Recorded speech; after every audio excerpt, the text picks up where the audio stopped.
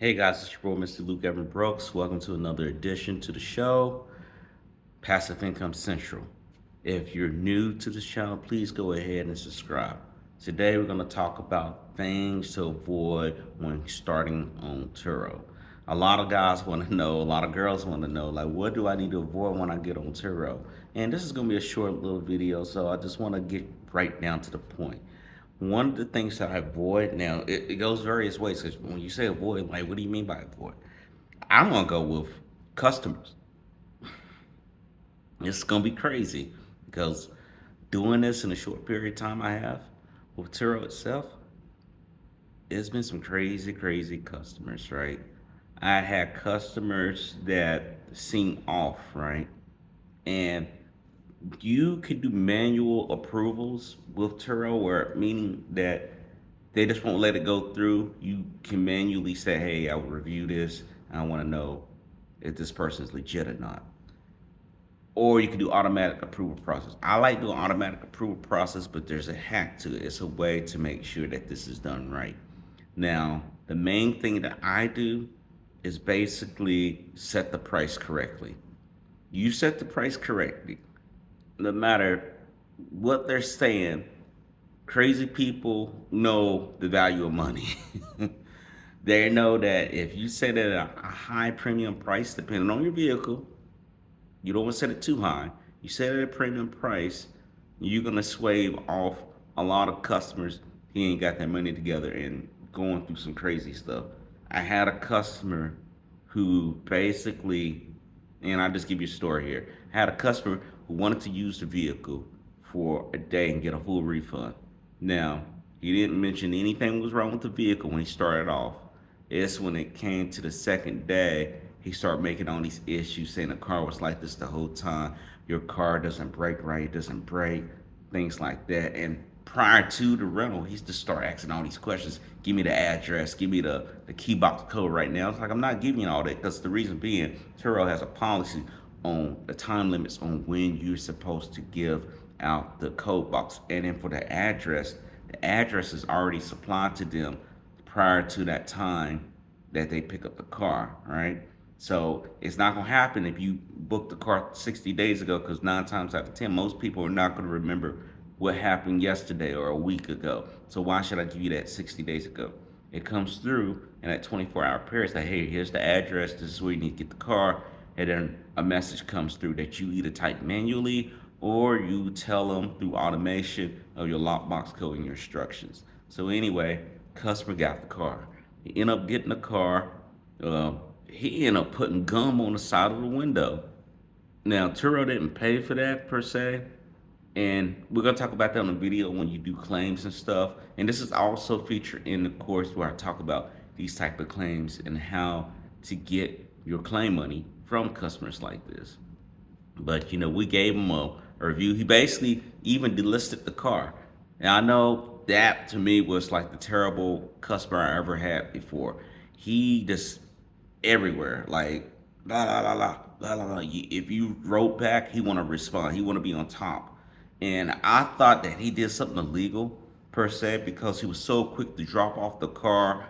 Like, it wasn't even the end of the first day. I gotta drop the car. I just gotta go somewhere. Not, hey, do you have another car I can use? Because we're trying to work. No, I don't want no more cars from you. Blah blah blah. This and that.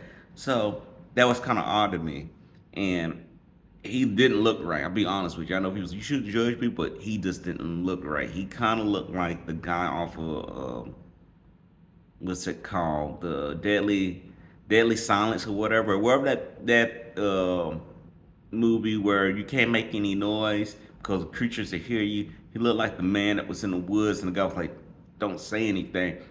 And then he starts screaming. I swear, I don't know if that was the actor or what, but to me, I think that was the worst thing. And how did I avoid that before going on? I will tell you this. This is a strategy of what I did. I think I set that price on that car for maybe $25, $26, which to me is too low at this point now, because I have multiple cars on the fleet. I had 2 cars. We could probably get away with that 2 cars, but now I have multiple cars. So we're talking about operational costs. We talked about that in a previous video.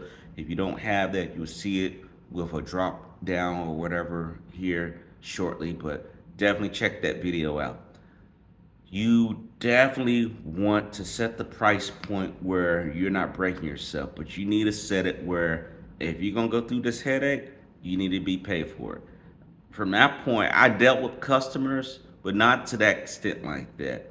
I had another customer where they said that their grandmother was in critical condition. Now, I lost my grandparents, and I don't know, he playing on my heartstrings or whatever people say, but he'd say that, and I was just like, okay, went through the code. He didn't know how to use the code box or anything like this, just like clueless, right?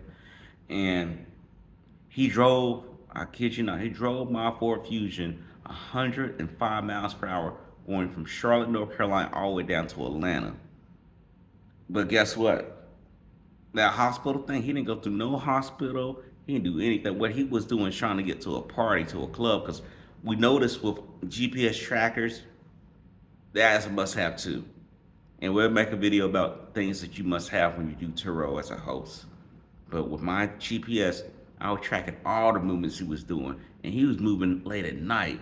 At one point, he was creeping around in the neighborhood, going in circles for 1 hour, which to me is crazy. Like, when I mean late, I'm talking about like the witching hour, like 3, 4 a.m. Just going in circles, like it looks like a racetrack. And then I guess he did something to the car because we had a bent rim and we didn't catch that in time. And it was just one of those basic mistakes. Bent rim. Because the car wasn't riding right. He took it to a shop to see what was going on. Because how he was driving, he messed up a rim, had to end up buying a rim, a brand new rim for the car. And then we got him with the throw up. There was vomit in the vehicle. Now, I don't mean to scare you guys, but these are things that you may go through with a Turo. My mistake again was setting the price a little bit too low. Now, I tell you, I know you said, Luke, you just said earlier to set the price at a reasonable amount, all right? Set it low when you start off. Yes, when you start off, not too low, but just slightly underneath your competition. The best way to get that data is look at a car on the Turo market platform in your area and see what they're pricing it for and go slightly under it. Once you start getting about your first 5 to 10 trips for that vehicle, you raise the price up to normal competitive rates, right? You could do your discounts, things like that, but don't go too low because to me, you can get anyone and everything out there. Now, is this 100% effective? No, it's not 100% effective right there. But it does reduce the chances of you dealing with some nasty customers that think, okay, this is cheap price. I could just do anything with the car. Now you might have someone who pay a premium price and do crazy stuff, but at the end of the day, that's about your operational cost. If something happens with the vehicle, if it breaks down, that you have to delist your vehicle to get repairs. Was that $27 trip? Was that $35 trip or 45 or whatever price was it worth them doing that to your car where you're missing out on maybe 2, 3 trips down the line? That's one thing I tell folks that you want to do. Make sure it's worth your time and worth your effort because it's a lot of cost put in these cars, right? To me, it's like you got to get the cars washed. It's a car wash. You got to do the maintenance, regular maintenance. You can't skip off maintenance. You got to make sure that the car's got the pictures done. It takes time. It takes effort. And you just don't want to sit there and just lowball yourself. Now, Turo will do automatic adjustment if you want them to. To me, I don't like that. I like to look at the market. I like to look at the calendar on where my vehicles stand at the beginning of the month, the middle of the month, and the end of the month. And then I make the adjustments myself. And so far, that's been able to help me with a 90% book out rate month per month, right?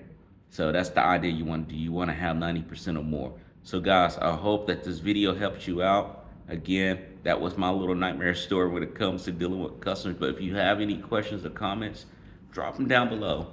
Please, guys, if this video was helpful, give likes up and share. Please don't forget to subscribe. Again, my name is Mr. Luke F. Brooks, and I will see you next time. Take care.